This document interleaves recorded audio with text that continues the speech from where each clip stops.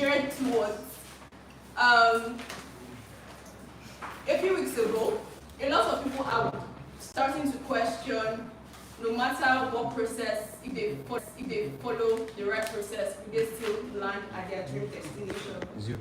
So I would like Adiza, starting with you. First, tell us what you think relative to what the argument is on ground. Tell us what you think connected to the UK policies released a few weeks ago, and just a little bit light into the tantrum Donald Trump in the US. Just navigate through, just give us a little. Okay, got you. Yeah. So, firstly, I'm not a policy ideal.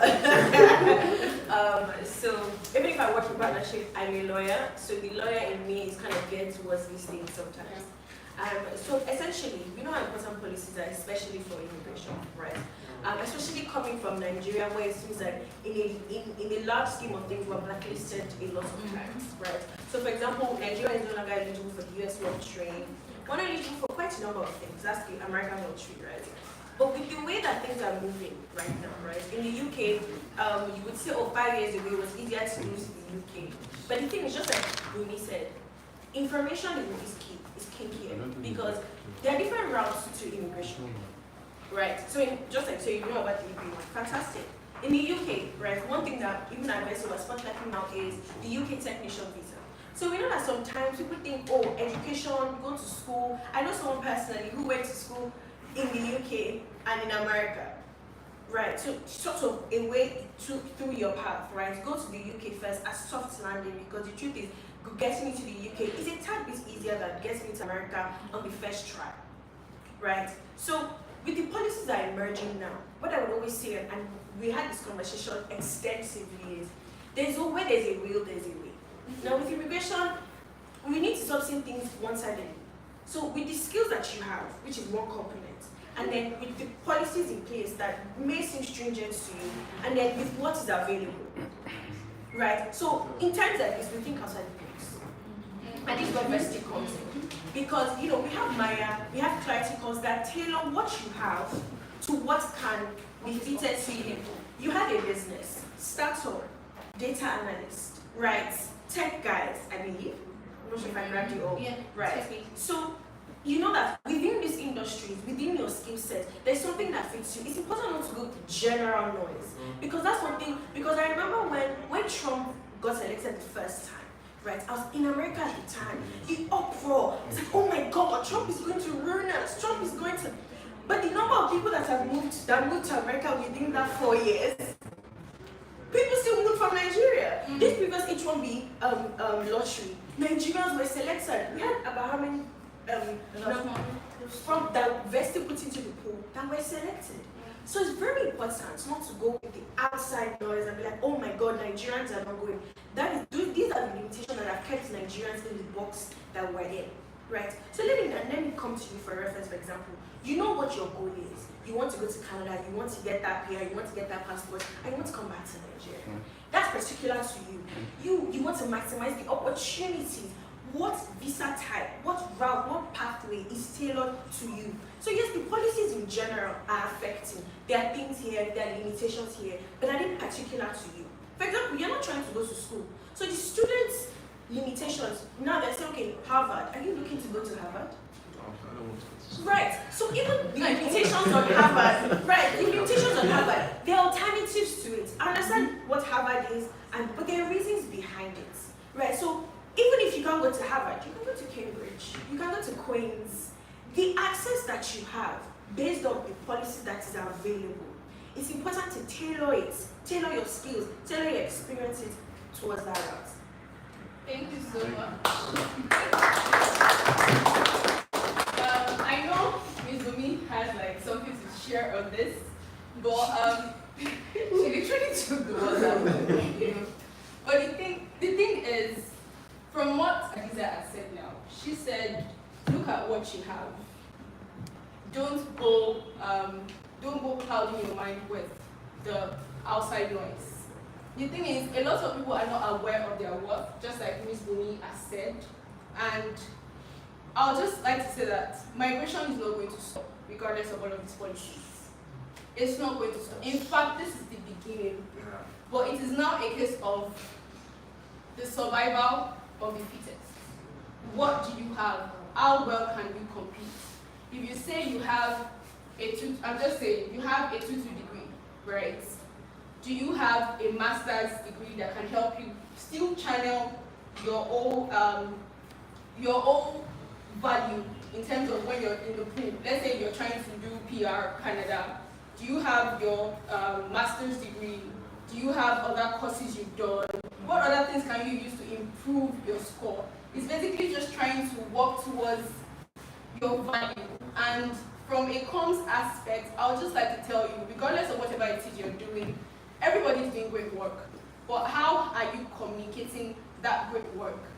What is your visibility like? What's your digital currency? Are you on LinkedIn? Do you have articles written on creditable and reliable media platforms? There's a lot of them.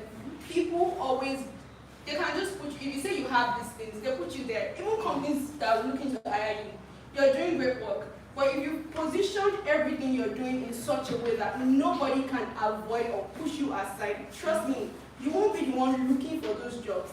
They will be the one looking for you. And when you even apply, you become top priority. Even when there's a roadblock, they would always try to remove that roadblock because of you. I'll give an example. There was a particular lady, she knows her. She is a media professional. She's been there for like over 6 years now. She's a mother. She tried to apply for Canadian. She tried to apply for a school in Canada. It was 50,000 Canadian dollar funding as a student. And when she applied, she was very qualified. Everything checked. But she checked the school fees. It was something she could not afford.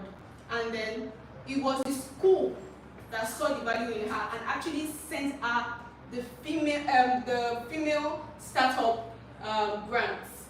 Sent it to her to apply. The lecturer in that school, in his own mind, wrote the recommendation letter for her. Everything she needed every step of the way. Now, don't forget, she was looking to apply for a 50,000 Canadian dollar grant, eventually scaled up to $70,000. 70,000 Canadian dollars. You'll be paying her 7K every month. She doesn't have to think about work. She doesn't have to think about school fees. That is someone who has positioned herself properly, because except from the track record of work she has done, they looked at everything she submitted, from the people who did her references. They looked at everything she had to offer, and they knew they had to have her on board.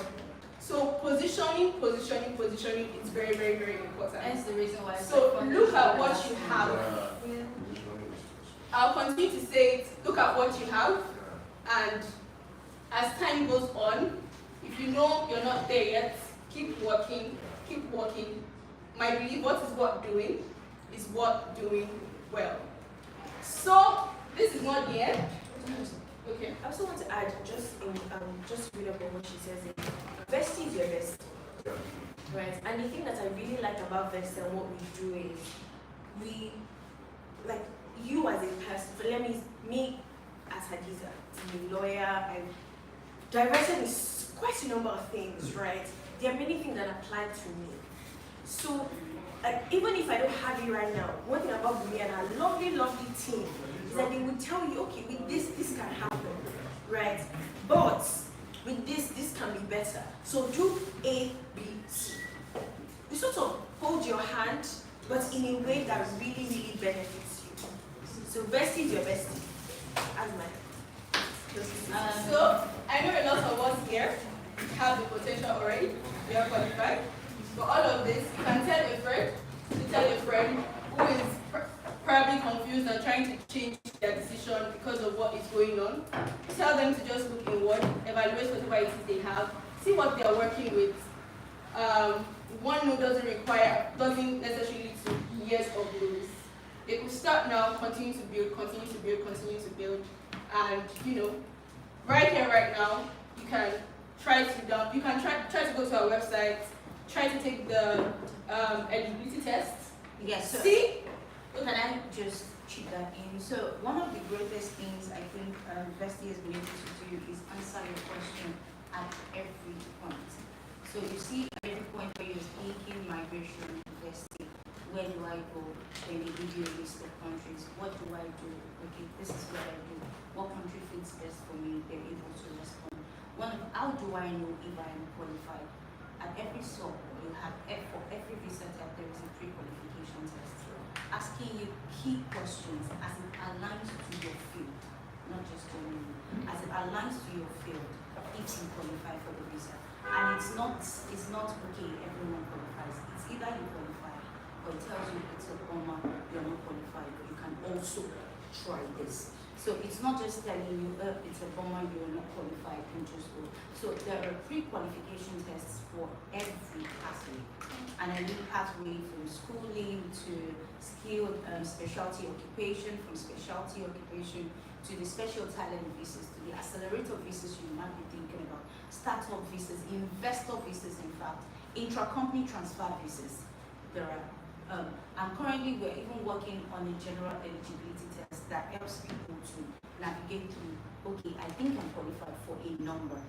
Which do you think, I can get started with? So we're currently working on that and we'll be out shortly. So if you want to take a pre-qualification test, you can take a pre-qualification test downloading the app, and we'll also be sending you a mail to take anyone as it aligns to your field. And aside taking a pre-qualification test, after you take that pre-qualification test, there is something we call priority session. One of the things I told you that is cardinal to Vesti is integrity. We never take a case on if there is no assurance of not work. So that for every blocker is being met by a response or checkpoint of how we can mitigate this. So you qualify, you are in finance, you are started doing hospitality. Okay, now I qualify. How do I know what I qualify for? You said I qualify for the AB1. I'm in hospitality. This person is in startup. How do I, as someone in hospitality, qualify? Then I'm able to invite you to what we call a clarity session. Clarity session is different from consultation. Consultation tells you, okay, this is the pathway you want to go. This is what you need. However, a clarity session tells you, this is what is required. Tell me what you have. With what you have, I'm able to give you an outline, the timeline, the documentation, where you are, where I'm going to meet up with you, and how this petition is going to work together, and also what happens sequel to that approval. Like I told you, I'm not helping people relocate. I'm building a migration community, global immigrants that have access into every community, global community in the world.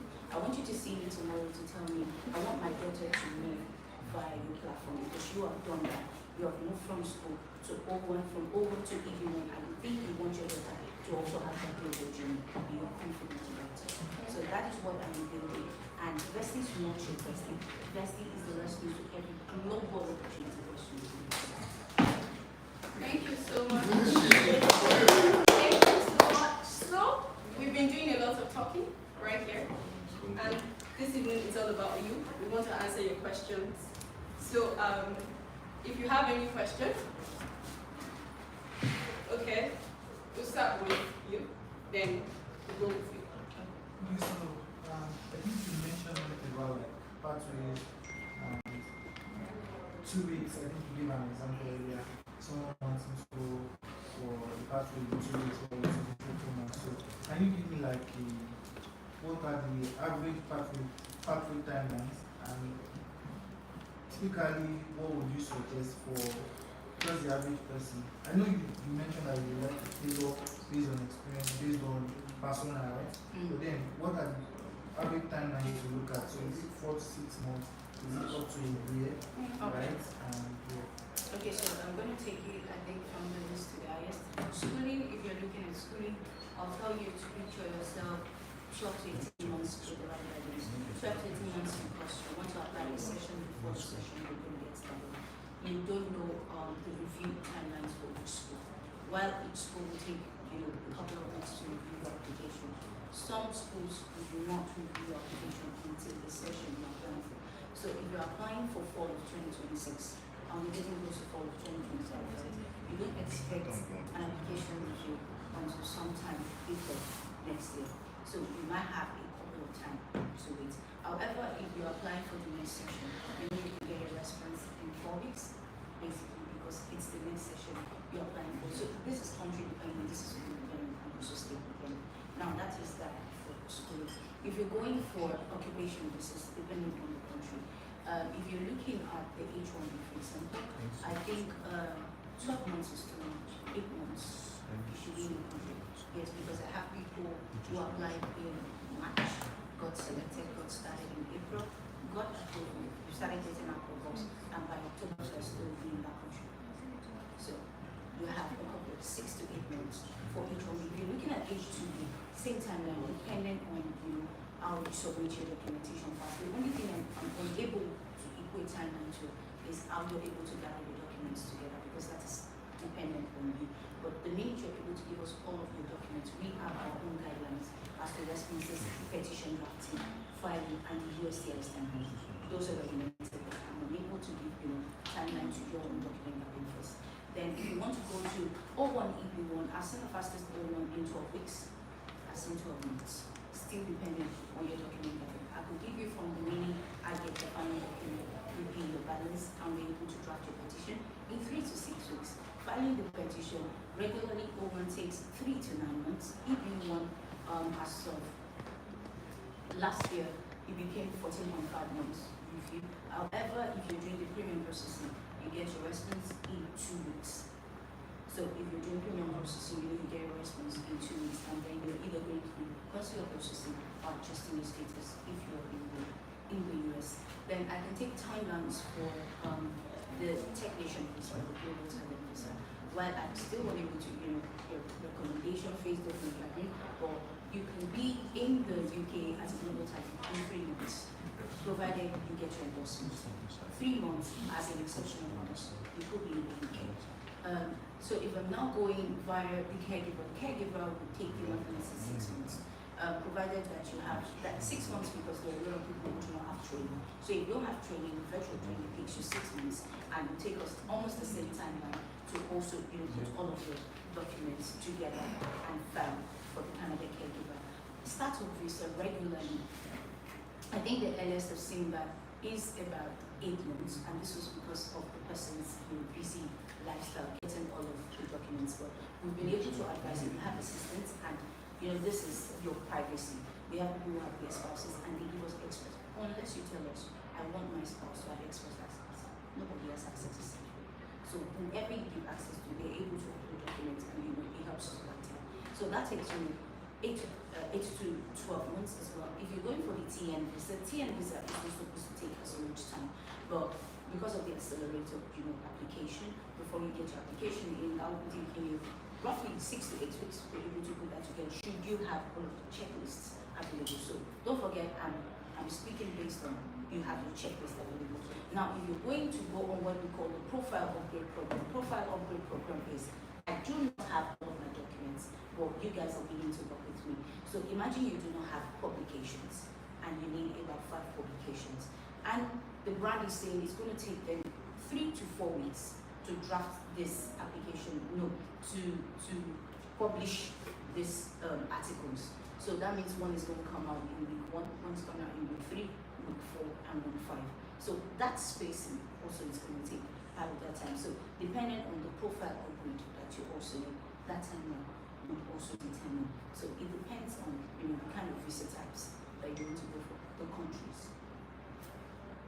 Yeah, I think that kind of covered my question, but maybe what I was looking to hear was how long will it take to prepare someone that doesn't have things in order? So how long will it take working with Vesti?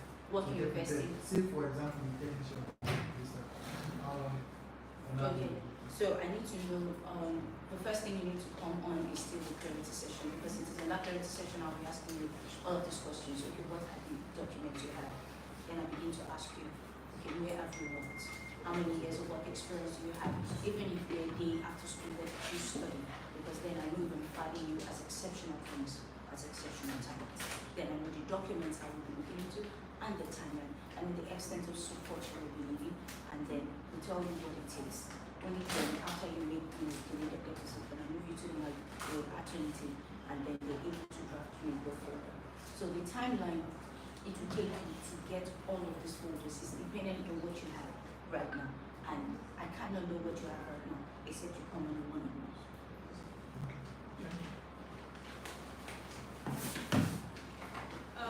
Yeah, so my question is about the UK global talent visa versus the EB one, right? Because I think, so I don't know if you can hear me. So it's about like the UK global talent visa versus the EB one.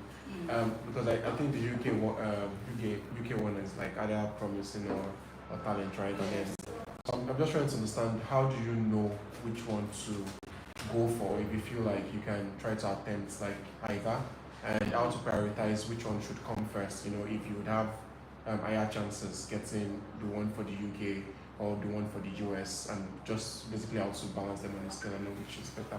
Okay.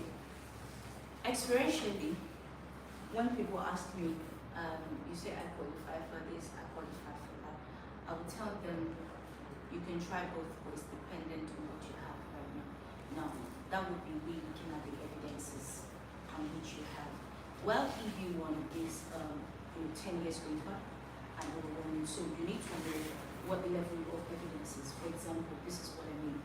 The UK would require that you have, I think, about 10 recommendations now. If you're going as an exceptional talent, right?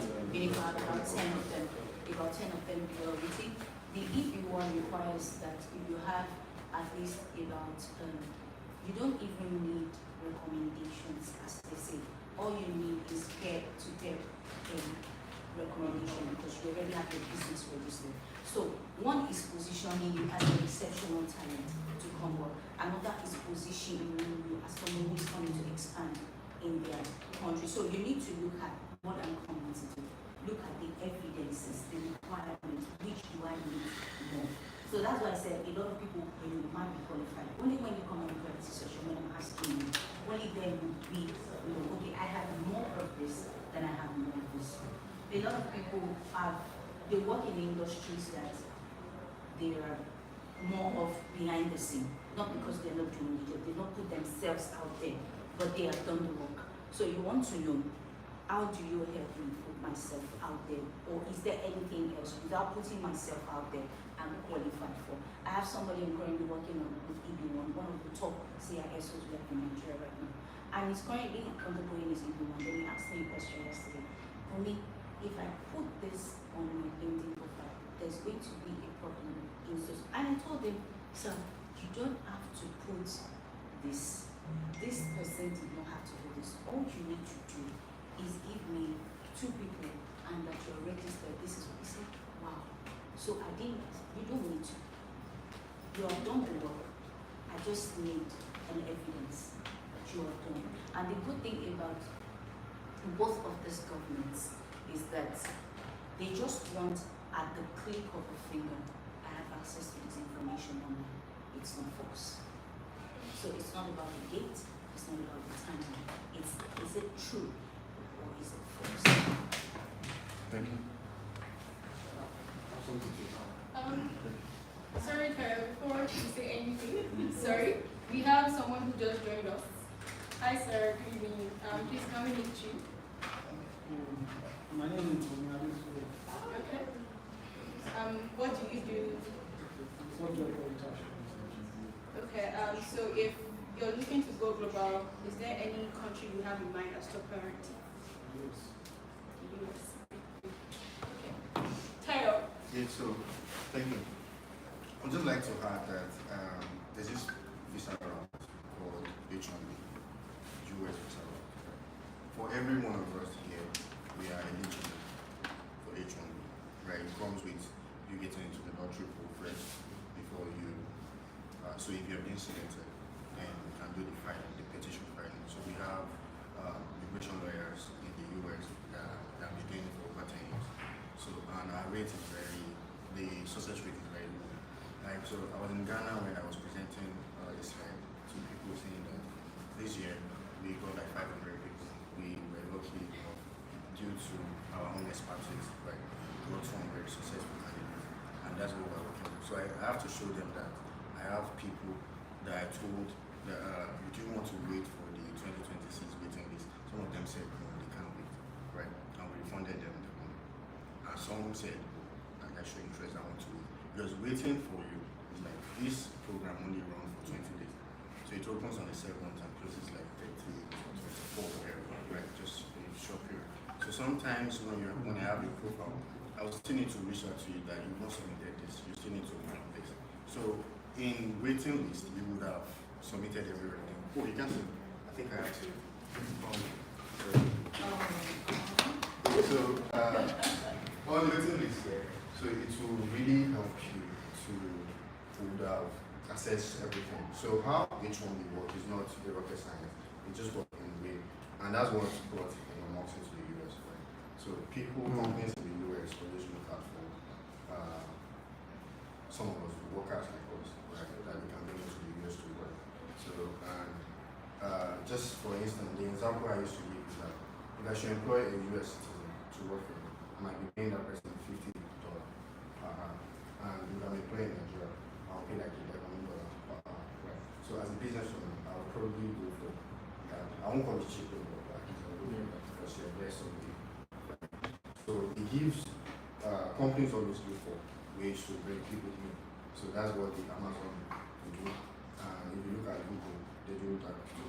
So they bring people from India into the US to work for them. Right. So it helps them when it comes to productivity and when it comes to finance. Because the cost, the personnel cost has actually reduced on the financial.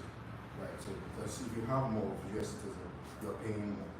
And some of them will tell you, no, you can't joke with my extra time. Right, I'm going for holiday. Your works are like that's how the government, UCS, through the USIS, they came up with that to say that you can bring in, if you have a registered company in the US, you can bring some people in, but you have to first look inwardly into the space, the state to say, do you have people that can do this kind of job in the US? So what we do at Vesti is that whether you're a customer success person or customer service, that your job is kind of rampant in the US that people do. We still have a way to technically position your CV to say that, okay, this work is highly needed and we need you to come on, right, to do that. And if you look at the scale that we did this year, we had a 35% success rate. So it shows, and H1B, like I mentioned, is just a scale or a pool of 85,000 people. That's what the US will pick across 190 countries, right? And we were lucky enough to get 500 in, and 200 was successful. So that shows our expertise to how we can do all this. So in closing, so I will advise everyone. So either you want to go for any business, because I have people that I work with, they are currently on EB1, right? And they still try the H1. Right? I have seen people that say, oh, let me just go for H1, I'll leave my EB1. So it's kind of both ways. And H1B doesn't really require a lot of things. It just requires to get in the pool first. Then from the pool, when you're selected, then you move. And so when you're moving, on my slide here, so I have to like show people the kind of visa process that we have, like different visas. We have B1 visa, which is a tourist and business owner. Those kind of visas get more rejection at the embassy. Right. So according to statistics, 2024, that kind of visa always has like 45% rejection rate. The B1, B2 visa, that's the tourist visitor visa. So we get rejected. So let's look at F1, which is the student also. So student visa also get rejected, right?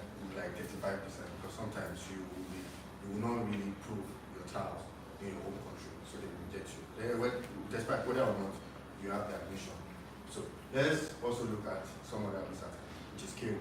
K1 is you have a spouse in the US and you want to bring it. So sometimes the embassy will tell you that you didn't prove enough child, or you didn't prove that you're married or you're in a relationship with this person for kind of 10 years or duration, so they reject you again.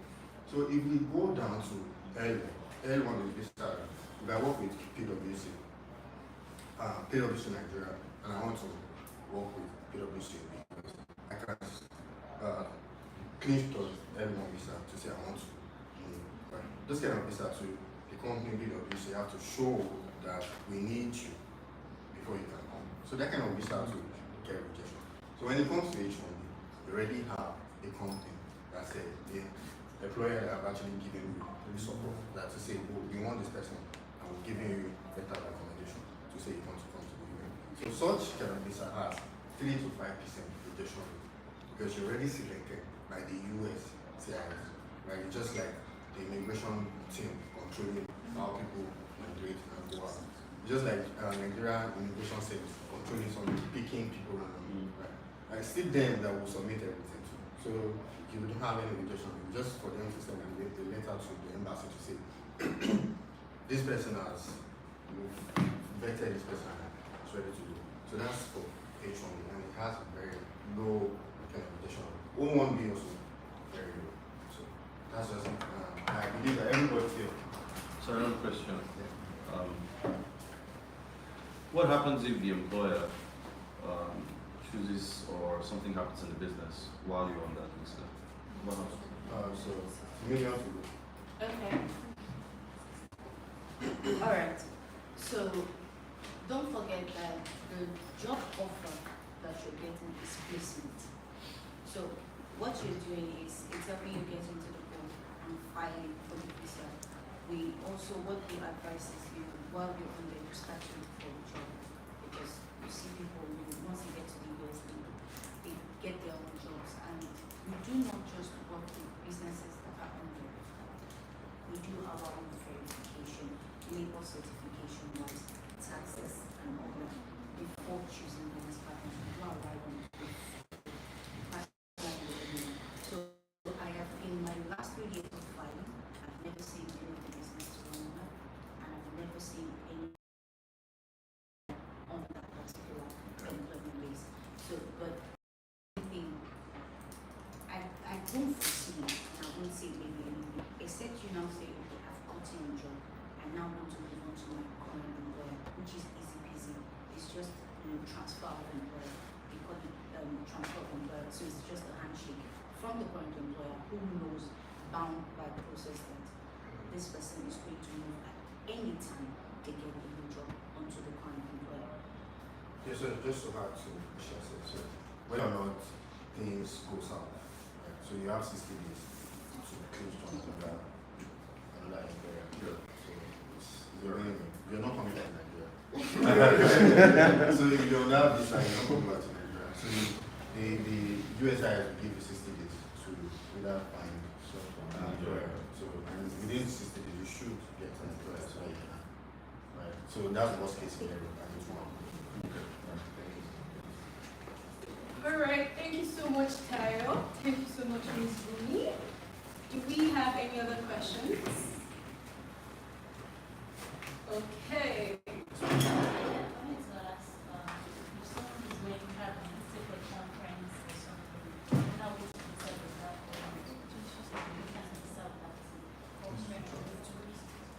As a tourist.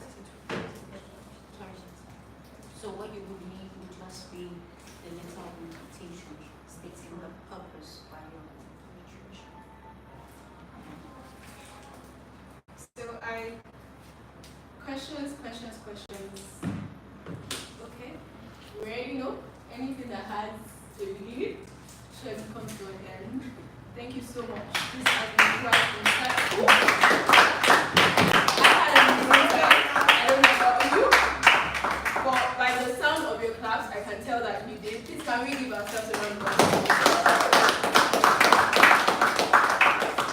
Thank you so much. So at this point, we'll have to draw the curtains, take everything that has been said, take your eligibility tests. Yes. Then once you have an idea of what you qualify for, please book a clarity call session and then we take it from there. I'm sure everybody here has what it takes and will also go global. Thank you. Good night, guys. The Apple Store and Google Play Store, everywhere. Vesti is the best. We can put each other around for Yes, they would pictures. see towards your migration.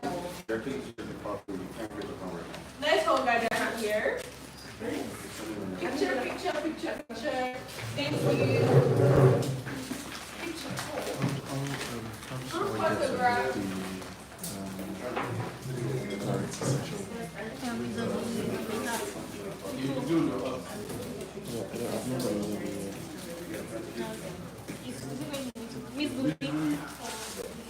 Okay.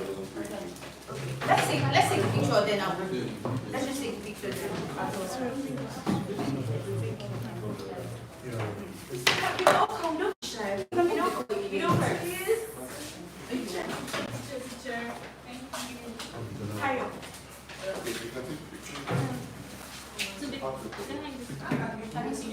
Yes.